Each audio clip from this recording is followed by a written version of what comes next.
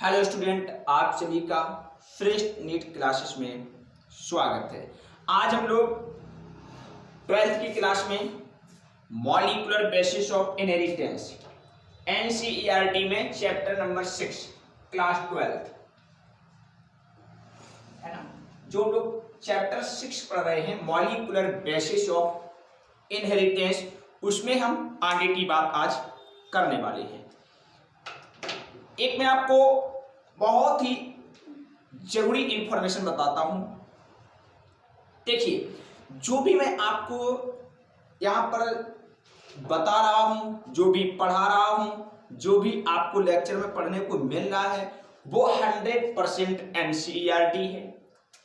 काफी लोगों को डाउट है, एनसीईआरटी है ना। दूसरी बात है ना, तो ऐसा नहीं है कि हम एनसीईआरटी से बाहर जा रहे हैं, लेकिन हाँ, जब हमको कोई इंफॉर्मेशन जो एनसीईआरटी में छिपा कर दी जाती है उसको स्पष्ट करने के लिए मुझे एनसीईआरटी से बाहर जाना पड़ता है। वास्तव में वो बाहर जाना नहीं है, वो आपकी एनसीईआरटी को समझाना है, वही तो पढ़ना है एनसीईआरटी। ठीक है। दूसरी बात, नीट एग्जाम में क्या होता है, नीट जो नीट एग्जाम है उसमें सबसे जरूरी है कि आप पढ़ाई के साथ साथ जो आप लेक्चर सुन रहे हो उसके साथ साथ बराबर मल्टीपल चॉइस क्वेश्चन यानी एमसीक्यू लगाते रहना चाहिए, बहुत जरूरी है ना। एमसीक्यू लगाना बहुत जरूरी है। दूसरी बात, एमसीक्यू जो लगाते हो वो इस प्रकार की बुक होनी चाहिए जिससे आप एमसीक्यू लगा रहे हो, वो बुक इस प्रकार की हो जिससे वो एमसीक्यू अधिकांशतः मेडिकल एग्जाम में पूछे हुए होने चाहिए। ठीक है। और आपको एक व्यवस्था की गई है, यदि आप एमसीक्यू लगा रहे हो तो आप, मेरा चैनल है श्रेष्ठ मेडिकल क्लासेस, वहां पे जाके आप देख सकते हैं। वहां पर आपको सभी के सभी एमसीक्यू करवाए जा रहे हैं और उन एमसीक्यू को विधिवत सॉल्व किया जा रहा है। यहाँ पर उनको आप पढ़ के उनसे आप रिवीजन कर सकते हो, है ना। तो इस तरह से श्रेष्ठ नीट क्लासेस पर आपको पूरा का पूरा सिलेबस पढ़ने को मिलेगा। श्रेष्ठ मेडिकल क्लासेस पे आपको एमसीक्यू या अन्य ट्रिकी पॉइंट, इस तरह की इंफॉर्मेशन पढ़ने को मिलेगी। तो ठीक है, मैं ज्यादा चर्चा ना करते हुए अपने टॉपिक पर पहुंचता हूं। यहां पर दो बिंदु लिखे हुए हैं, पहले इनको पढ़ते हैं और एक एक बिंदु को पढ़ते हुए समझाने का प्रयास करते हैं। चलिए, क्या लिखा है। पहली बात लिखी है कॉम्प्लीमेंट्री। कॉम्प्लीमेंट्री का मतलब होता है पूरकता। हिंदी में क्या बोलते हैं, पूरकता। इंग्लिश में इसको क्या बोलते हैं, कॉम्प्लीमेंट्री। यहां पे लिख रखा है पूरकता। तो कॉम्प्लीमेंट्री का मतलब क्या है, पूरक या पूरकता। कभी कभी क्या होगा, एनसीईआरटी में पूरक भी लिखा होगा, पूरक है। इंग्लिश एक ही है, कॉम्प्लीमेंट्री है ना, कॉम्प्लीमेंट्री। तो पूरकता और पूरक है क्या, है ना, ये क्वेश्चन आपको पता होना चाहिए, ये टॉपिक आपको पता होना चाहिए। देखिए, एक रज्जु में मिलने वाले, बड़े ध्यान सुनना, डीएनए एक बात सुनो बड़े ध्यान से, जो डीएनए होता है वो डबल स्टैंडर्ड होता है। कैसा होता है, डबल स्टैंडर्ड होता है। एक स्टैंड 5 प्राइम टू 3 प्राइम होता है, 5 प्राइम टू 3 प्राइम, और दूसरा स्टैंड 3 प्राइम टू 5 प्राइम होता है। और जो आपका आरएनए होता है, क्या होता है, विशेष तो मैं बात कर रहा हूं एमआरएनए की, वैसे 3 को तीनों, मैं आरएनए ही लिख देता हूं, आरएनए जो होता है वो सिंगल स्ट्रैंडेड आरएनए होता है। आरएनए से कैसा होता है? सिंगल स्ट्रैंडेड होता है। तो जो डबल स्ट्रैंडेड डीएनए होता है, जो डबल स्ट्रैंडेड डीएनए होता है, उसके यदि एक स्ट्रैंड की, मेरी बात बड़े ध्यान सुनना, जो डबल स्ट्रैंडेड डीएनए होता है उसमें यदि एक स्ट्रैंड के 4 क्रमों की जानकारी हो जाए, डीएनए के एक स्ट्रैंड के 4 क्रमों की यदि जानकारी हो जाए तो दूसरे स्ट्रैंड की कल्पना की जा सकती है। दूसरे स्ट्रैंड की कल्पना की जा सकती है ना। और कॉम्प्लीमेंट्री, पूरकता, यही बतलाना चाहती है। समझ लो क्या होता है, मैं यहां पर आपको समझा देता हूं। जैसे क्या होता है कि यदि आपको डीएनए के कॉम्प्लीमेंट्री पूरकता का मतलब क्या है, यदि आपको डीएनए के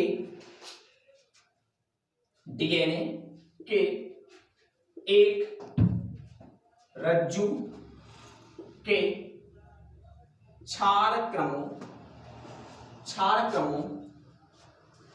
की जानकारी हो जाए तो दूसरे रज्जु के 4 क्रमों की कल्पना की जा सकती है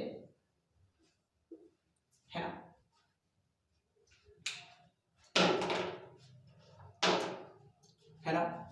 यदि आपको डीएनए के एक रज्जु की, यानी एक स्ट्रैंड की, डीएनए डबल स्ट्रैंडेड है कि नहीं है, यदि उसमें से आपको एक स्ट्रैंड की 4 क्रमों की जानकारी हो जाए तो आप दूसरे स्ट्रैंड के 4 क्रमों की कल्पना कर सकते हो। यही प्रक्रिया कॉम्प्लीमेंट्री कहलाती है, पूरकता कहलाती है या पूरक कहलाती है। चलो मैं एक एग्जांपल देके समझा देता हूं क्या होता है इसमें, है ना। देखो क्या होता है, तो हम इसको समझते हैं। कॉम्प्लीमेंट्री का मतलब क्या है, जैसे हमारा ये डीएनए है, डबल स्ट्रैंडेड डीएनए है ना। इसमें कल्पना करो हमको इस रज्जु की, माना कि ये 3 प्राइम टू 5 प्राइम है ना। इसका हमको 4 क्रम ज्ञात है। क्या है, इस डीएनए स्ट्रैंड को उल्टा सीधा कर लेते, हेलिकल है इसको सीधा कर लेते, 3 प्राइम टू 5 प्राइम।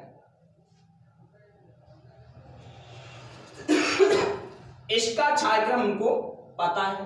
क्या है इसका 4 क्रम, माना कि यदि इसका 4 क्रम 3 prime to 5 prime, 3 prime to 5 prime, इस स्ट्रैंड की बात कर रहा हूं। इसका 4 क्रम है adenine, thymine, cytosine, guanine, adenine, guanine, ये 4 क्रम है। माना कि इसका जो डीएनए 3 प्राइम टू 5 प्राइम है उसका 4 क्रम ये है। अब हमको पता करना है इसका 4 क्रम क्या होगा, है ना, ये हमको पता करना है। जो स्ट्रैंड है 5 प्राइम टू 3 प्राइम, अब इसका 4 क्रम पता करो। तो अभी कॉम्प्लीमेंट्री का मतलब क्या था, यदि आपको एक रज्जु के 4 क्रम ज्ञात हो जाएं तो दूसरे की कल्पना कर सकते हो। तो हमको ये ज्ञात हो गया। अब दूसरे की कल्पना, ये दूसरे को किस प्रकार बना सकते हो।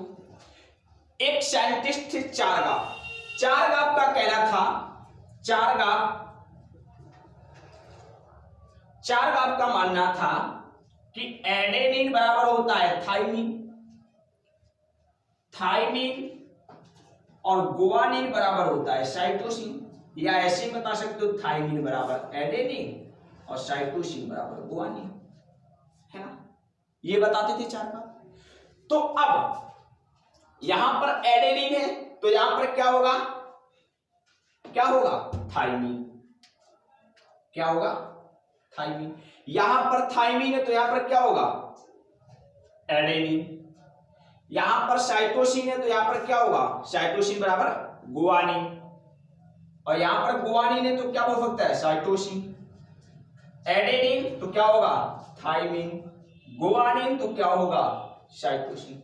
बना लिया। मतलब एक रज्जु के छाया क्रम को हम जानते थे तो दूसरे की हमने कल्पना की और चारगाव के रूल के अनुसार हमने पूरा जो दूसरा स्टैंड था जो उनको 5 प्राइम टू 3 प्राइम पता करना था उसको हमने बना लिया। तो बना कि ना, यही तो कॉम्प्लीमेंट्री है, यही पूरकता है, यही है पूरकता, यही है कॉम्प्लीमेंट्री, है ना। एनसीईआरटी जब आप पढ़ने बैठते हो तो आप आता पूरक का मतलब क्या है, कॉम्प्लीमेंट्री का मतलब क्या है। अब बड़ा कंफ्यूजन तो रट लेते हैं, रटना नहीं है, कॉन्सेप्ट क्लियर करना है। तो कॉम्प्लीमेंट्री यानी पूरकता का मतलब क्या है, तो पूरकता का मतलब क्या है बता दिया। कैसे पता कर सकते हो, किस साइंटिस्ट के अनुसार, चार आपके अनुसार, और हमने बना के तैयार कर लिया। अब देखो दूसरा बिंदु क्या कह रहा है, दूसरा बिंदु क्या कह रहा है उसको समझते हैं, समझ आगे वही बात आपको। तो adenine thymine, thymine adenine, cytosine guanine, guanine cytosine, adenine thymine guanine cytosine, है ना। इस तरह से आपको समझ में आ जाना चाहिए। अब ये दूसरा बिंदु क्या है, डीएनए टेम्पलेट के समान कार्य किस प्रकार करता है और क्यों। बिल्कुल बात ठीक है, काफी बार पढ़ा होगा डीएनए एक टेम्पलेट के समान काम करता है, तो कैसे करता है और क्यों करता है, क्यों करता है टेम्पलेट के समान कार्य, क्यों इसको रिक्वायरमेंट पड़ी, क्या इसको आवश्यकता पड़ी कि टेम्पलेट के समान कार्य करता है और इसकी इसमें क्या भूमिका है ना। चलो तो पहले पता करते टेम्पलेट। तो टेम्पलेट का मतलब होता क्या, पहले बात आती टेम्पलेट। तो टेम्पलेट का मतलब है क्या, है ना। बात आती है कि टेम्पलेट का मतलब क्या है। टेम्पलेट का वास्तव मतलब होता है साचा। टेम्पलेट का मतलब क्या होता है, साचा। अच्छा सांचे का मतलब क्या होता है, आप लोगों ने देखा होगा जो सांचा होता है, सबसे अच्छा एग्जाम्पल आप लोग होली के समय देखने को मिलेगा। होली में क्या होता है कि होली में जब माता जी गुजिया बनाती है तब क्या करती है, सांचे का उपयोग, ज्यादातर लोग सांचे का सहयोग लेते हैं। अब ये नहीं कहना सर मैंने हाथ में ही बनाते देखा है, अरे भाई देखा अच्छी बात है, बहुत अच्छी बात है, लेकिन मैं जो बता रहा हूं उसको सुनो, ठीक है। तो सांचे का उपयोग करती तब क्या करती है, वो जो सांचा होता है, बड़ी ध्यान सुनना है, गलती नहीं करना, सांचा के ठीक विलोम बनती है गुजिया। कोई भी सांचा हो उसके सदैव विलोम आकृति बनेगी। जैसे कि जो सांचा है, सांचा दो कवर होते हैं उसके, एक लेफ्ट एक राइट, दोनों आपस में इस तरह से फ्यूज होते हैं और ऐसे बंद होते हैं। तो जो कवर होता है एक कवर खाली होता है, दूसरा भी खाली होता है, होता कि नहीं होता। तो जो उससे गुजिया बन के तैयार होती है तो उसके दोनों कवर, लेफ्ट साइड वाला और राइट साइड वाला, कहने मतलब है लेफ्ट और राइट दोनों उभरे हुए होते हैं। कहने का मतलब है कि सांचा जो होता है वो ठीक विलोम आकृति बनता है, बनाता है, विलोम आकृति का निर्माण करता है। कौन, सांचा। यानी जो सांचे थे वो अंदर से खाली थे, तभी तो गुजिया की दोनों परत उभरी हुई नहीं।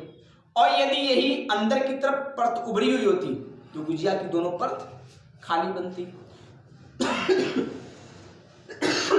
जैसे ईंट का सांचा देखना, ईंट जिससे घर बनाते हो उस ईंट का सांचा देखोगे तो जब ईंट आप देखोगे तो ऊपरी सतह जिसमें नाम लिखा होता है, जो भी XY नाम लिखा हो, जैसे ये ईंट है ना, ये ईंट है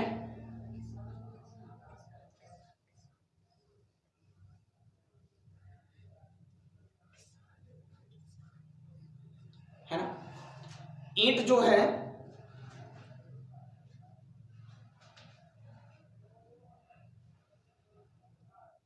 ये ईंट हो गई, कल्पना करो।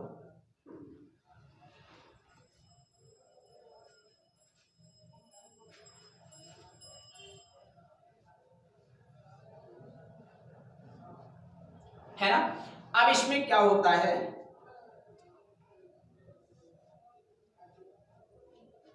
ये इस प्रकार इंट होती है।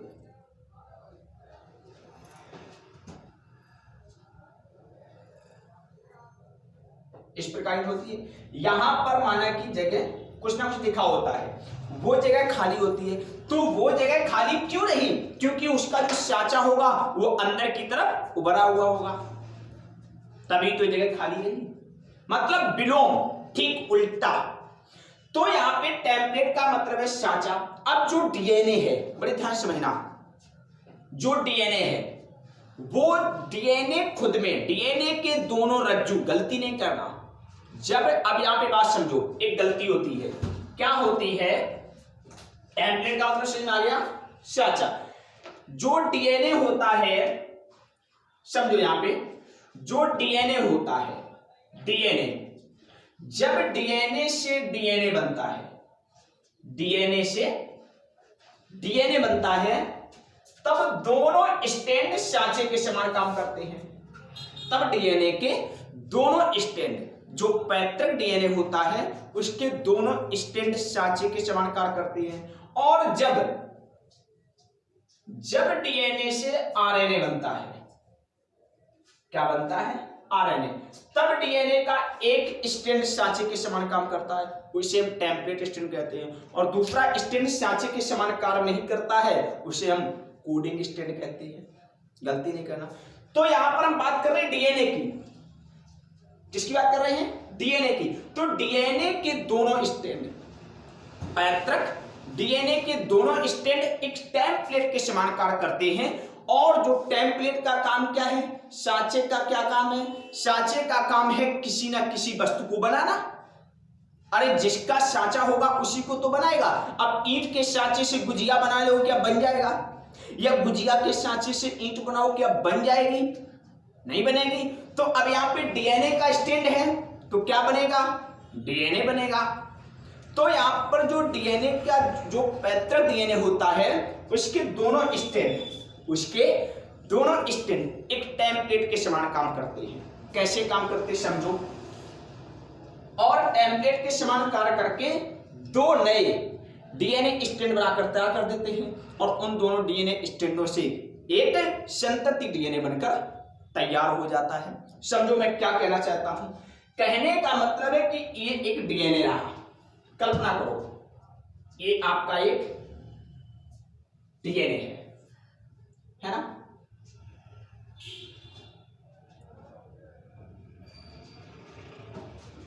ये आपका डीएनए है ना। 5 prime to 3 prime, 3 prime to 5 prime, ये डीएनए है। अब ये डीएनए के क्या होंगे, इस डीएनए से के, इस डीएनए के दोनों स्टैंड टेम्पलेट के समान काम करेंगे, ये पढ़ा हमने भी। तो इस डीएनए के दोनों स्टैंड टेम्पलेट के समान कार्य कैसे करेंगे समझो। अब इन दोनों स्टैंडों को सर्वप्रथम सीधा किया जाएगा, दोनों स्टैंडों के कुंडलों को खोला जाएगा। तो ये किस प्रकार खुलेंगे, इस प्रकार खुल जाएंगे। 5 prime to 3 prime, 3 prime to 5 prime, है ना। मैं इसको थोड़ा और नीचे लिखता हूं, समझ में आ जाएगा आपको। ये रहा 3 प्राइम टू 5 प्राइम, लिख दिया कि नहीं दिया। अब यहां पर बात समझना बड़े ध्यान से। इसका चालक्रम बना कि adenine, thymine, guanine, guanine, cytosine, thymine, adenine, thymine, ये है। दूसरा क्या रहा होगा, एडेनिन के सामने thymine, adenine, cytosine, guanine, guanine, adenine, thymine, adenine, ये रहा होगा। हुआ कि नहीं हुआ। अब ये दोनों स्टैंड है, ये कौन सा आपका, ये है पैतृक डीएनए। क्या है ये? पैतृक डीएनए। तो ये दोनों स्ट्रैंड किसके? पैतृक डीएनए के स्ट्रैंड दोनों, है ना, ये दोनों स्ट्रैंड पैतृक डीएनए के हैं। अब ये दोनों स्ट्रैंड एक टेम्पलेट के समान कार्य करेंगे, यानी एक साचा के समान काम करेंगे। जब ये एक साचा के समान काम करेंगे तब क्या होगा? तब जो नया स्ट्रैंड बनेगा वो देखो क्या होगा। जब 5 प्राइम टू 3 प्राइम वाले डीएनए स्ट्रैंड ने टेम्पलेट के समान कार्य किया तो जो नई डीएनए की श्रृंखला बनी, जो नया डीएनए स्ट्रैंड बना, जो संतति डीएनए बना, जो संतति डीएनए का प्रथम स्ट्रैंड बना, वो क्या होगा? वो होगा 3 प्राइम टू 5 प्राइम। क्रम क्या होगा? Adenine thymine, thymine adenine, guanine cytosine, guanine cytosine, है ना। यहां पर देखो गलती हो गई, गुआनिन साइटोसिन, गुआनिन तो यहां पे क्या होना चाहिए? साइटोसिन होना चाहिए, मैंने गुआनिन लिख दिया, ठीक है, याद रखना इसको, है ना, बाकी सब ठीक है। Adenine thymine, thymine adenine, guanine cytosine, guanine cytosine, cytosine guanine thymine adenine, adenine thymine, thymine adenine, हाँ ठीक है, ठीक है। अब cytosine guanine thymine adenine, adenine thymine, thymine adenine, ये बना लिया संतति डीएनए स्ट्रैंड। अब दूसरा, क्योंकि दोनों स्ट्रैंड टेम्पलेट के समान काम करेंगे, तो जब दूसरा काम करेगा तब कुछ इस प्रकार संरचना बनेगी। क्या होगा? अब 5 प्राइम टू 3 प्राइम होगा। क्या होगा? 5 प्राइम टू 3 प्राइम होगा। अब इसमें कैसे लिखेंगे? Adenine thymine, thymine adenine, adenine thymine cytosine guanine, cytosine guanine, guanine cytosine adenine thymine, thymine adenine, adenine thymine. अब ये देखो बन गए। एक डीएनए से उसके जो पैतृक डीएनए था उसके दोनों स्ट्रैंडों ने टेम्पलेट के समान कार्य किया और नए डीएनए के दोनों टेम्पलेट स्ट्रैंड बना के, सॉरी, दो संतति डीएनए स्ट्रैंड बना के तैयार कर दीजिए। ये आपके हो गए संतति डीएनए स्ट्रैंड, है ना, संतति डीएनए रज्जु, हिंदी में बोलते हैं रज्जु। अब ये कुंडलित करेंगे आपस में, है ना, ये होगा 3 प्राइम टू 5 प्राइम और 5 प्राइम टू 3 प्राइम। तो देखो यहां पर देखना, अब इस डीएनए से देखो इस डीएनए का निर्माण हो गया कि नहीं हो गया। और एक बात और याद रखना कि संतति डीएनए पैतृक डीएनए के समान होता है। संतति डीएनए पैतृक डीएनए के समान होता है। देखो कैसे होता है, देखो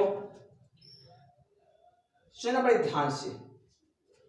3 प्राइम और 3 प्राइम स्ट्रैंड मैच करेगा, thymine adenine cytosine, cytosine guanine adenine thymine adenine, है ना। और देखना 5 प्राइम टू 5 प्राइम मैच करेगा, adenine thymine guanine guanine cytosine thymine adenine thymine match कर रहे हैं। तो समान हुए कि नहीं हुए? संतति डीएनए पैतृक डीएनए के समान होता है। तो ये दूसरी बात समझ आ गई कि डीएनए टेम्पलेट के समान कार्य किस प्रकार करता है, ये समझ में आ गया। क्यों करता है? क्योंकि इसको जब एक डीएनए से 2 डीएनए बनाने होते हैं तब ये टेम्पलेट के समान कार्य करता है। चलिए अब आगे लिखते हैं।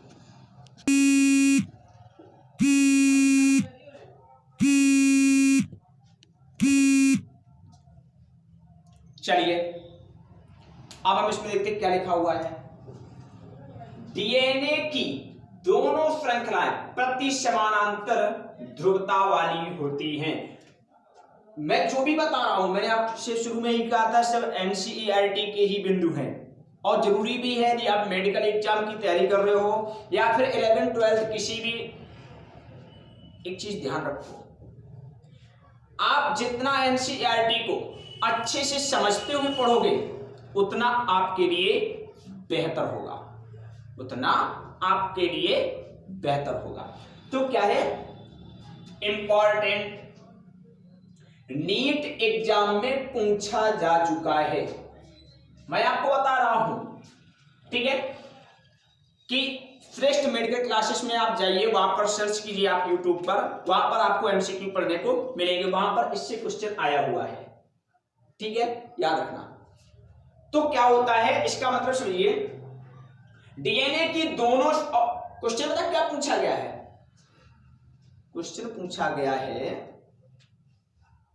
प्रति समानांतर ध्रुवता का मतलब क्या है, ये क्वेश्चन पूछा गया है ना, प्रति समानांतर ध्रुवता का मतलब क्या है, तो समझो उसका मतलब क्या है। एनसीईआरटी इतना लिख के छोड़ देती है, ठीक है।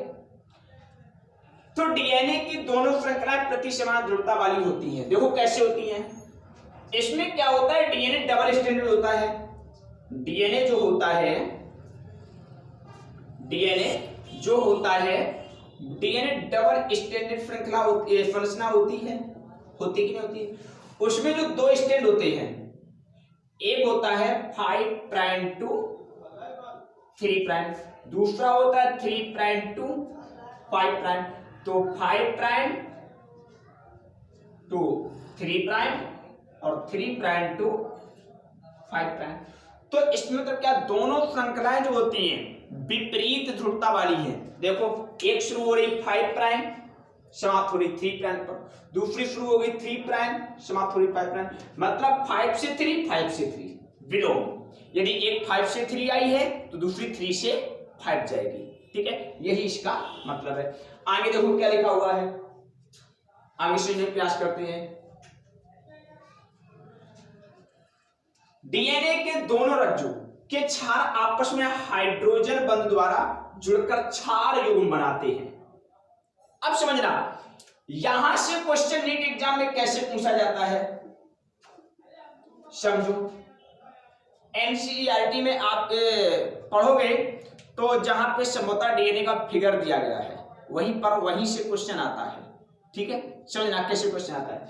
इसमें लिखा है डीएनए के दोनों रज्जु के क्षार आपस में हाइड्रोजन बंध द्वारा जुड़कर क्षार युग्म बनाते हैं। अब डीएनए के दो स्ट्रैंड होते हैं, एक होता है 5 प्राइम टू 3 प्राइम, दूसरा होगा 3 प्राइम टू 5 प्राइम। अब इसमें क्या होता है, यदि एक डीएनए स्ट्रैंड पर गुआनिन है तो उसके विपरीत वाले पर क्या होगा, साइटोसिन। अभी हम लोग देख के आए, अभी जस्ट अभी कुछ समय पहले, अभी थोड़ी देर पहले देखा हुआ हमने, जब हम एक कॉम्प्लीमेंट्री और टेम्पलेट की बात कर रहे थे तब देखा था।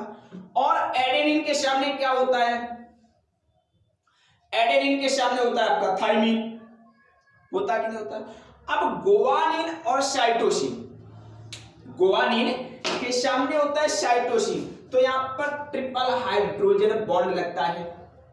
और एडेनिन के सामने होता है थाइमिन, तो यहां पर डबल हाइड्रोजन बॉन्ड लगता है, लगता कि नहीं लगता।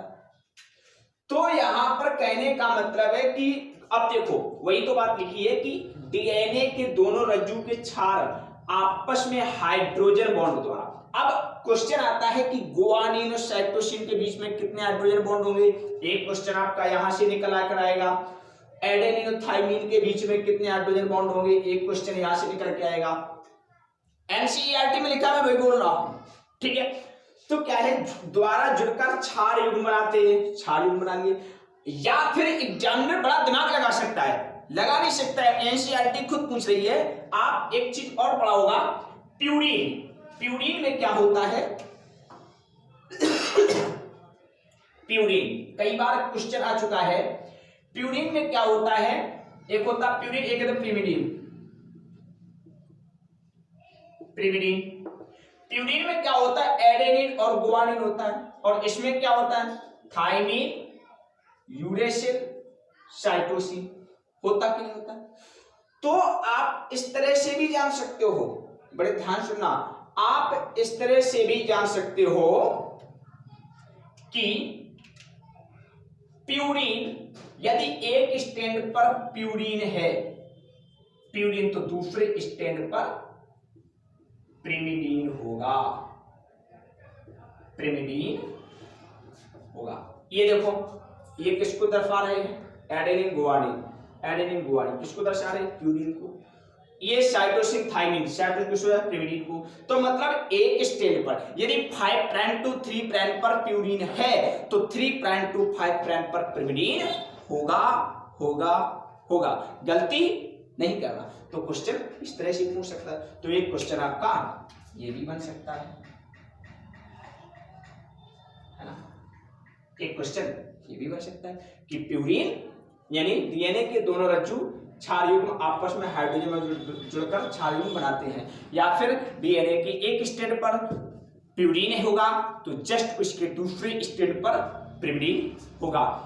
आप इस तरह से पढ़ते रहिए, अच्छे से तैयारी कीजिए और एमसीक्यू लगाइए। इसके लिए आपको यदि आप एमसीक्यू बुक लगाने में किसी प्रकार की कोई समस्या है तो आप श्रेष्ठ मेडिकल क्लासेस चैनल पर जाइए। वहां पर आपको एमसीक्यू समझाया जाता है कि किस तरह से एमसीक्यू में जो 4 विकल्प होते हैं उसमें सही विकल्पों को किस प्रकार चुनना होता है। ठीक है, धन्यवाद।